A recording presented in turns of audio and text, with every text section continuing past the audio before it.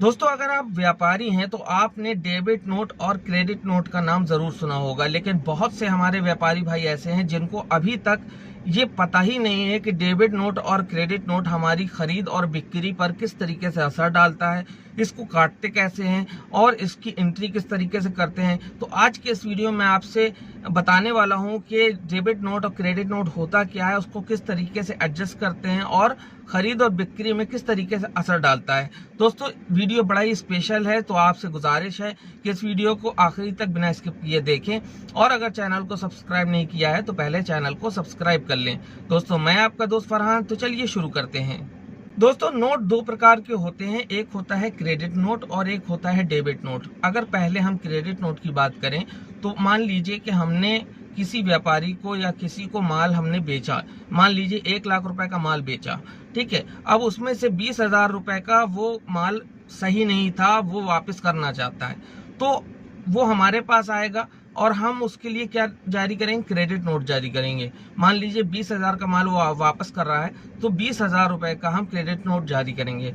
तो जाहिर सी बात है, जो हमने बिक्री की थी उस बिक्री पे हमने टैक्स लगाया था, तो अब उसमें से 20,000 का माल हमने वापस लिया और एक क्रेडिट नोट काट के दिया है, तो वो जो 20,000 पे जो टैक्स बनेगा क्रेडिट नोट में, वो आपके जो सेल्स के जो टैक्स है उससे घट जाएगा।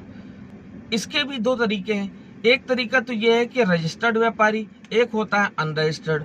अगर रजिस्टर्ड व्यापारी को आप क्रेडिट नोट काट रहे हैं तो जब आप क्रेडिट नोट सॉफ्टवेयर में काटेंगे तो आपको उसमें ओरिजिनल बिल का नंबर देना होगा, यानी किस बिल के अगेंस्ट आप क्रेडिट नोट जारी कर रहे हैं। लेकिन अगर आप मान लीजिए अनरजिस्टर्ड व्यापारियों से कुछ आपने माल वापस लिया है तो उनका जो है आपको बिना मेन इनवॉइस का नंबर डाले आप डायरेक्टली उनको आप क्रेडिट नोट जारी कर सकते हो।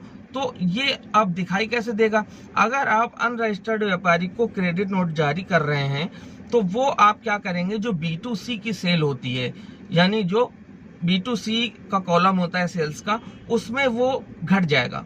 यानी कि जो क्रेडिट नोट आपने अनरजिस्टर्ड व्यापारी को जारी किया है वो B2C की सेल में घट जाएगा, ठीक है ना, जो स्मॉल टैक्स पेयर की कैटेगरी होती है।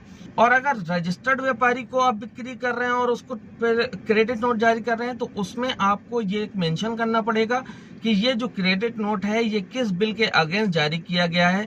तो फिर ये आपको पोर्टल पे उसी कॉलम के अंदर आपको फीड करना पड़ेगा, यानी कि डेबिट नोट और क्रेडिट नोट का GSTR 1 में एक पूरा एक सेक्शन होता है, आप उसमें एंट्री करेंगे। कब करेंगे, जब आप किसी रजिस्टर्ड व्यापारी को क्रेडिट नोट जारी कर रहे हैं। और अगर आप मान लीजिए अनरजिस्टर्ड को जारी कर रहे हैं तो मैंने आपसे बताया आपको उसको मेंशन कहीं नहीं करना है, आपको B2C की जो सेल हम डालते हैं तो वहां पर हमें उस अमाउंट को घटा देना होता है, सिर्फ यही काम होता है।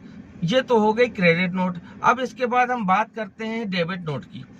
डेबिट नोट क्या होता है कि अगर मान लीजिए हमने किसी से माल खरीदा है, माल खरीदने के बाद हमें उसमें से 20-30 हजार का माल वो डिफेक्टिव आ गया, अब हम उस माल को वापसी कर रहे हैं, तो जब हम वापसी करेंगे अपनी खरीद को तो हम डेबिट नोट काटेंगे, ठीक है। ये हमारा काटा हुआ डेबिट नोट अगले के लिए क्रेडिट नोट होगा और हमारे लिए वो डेबिट नोट होगा।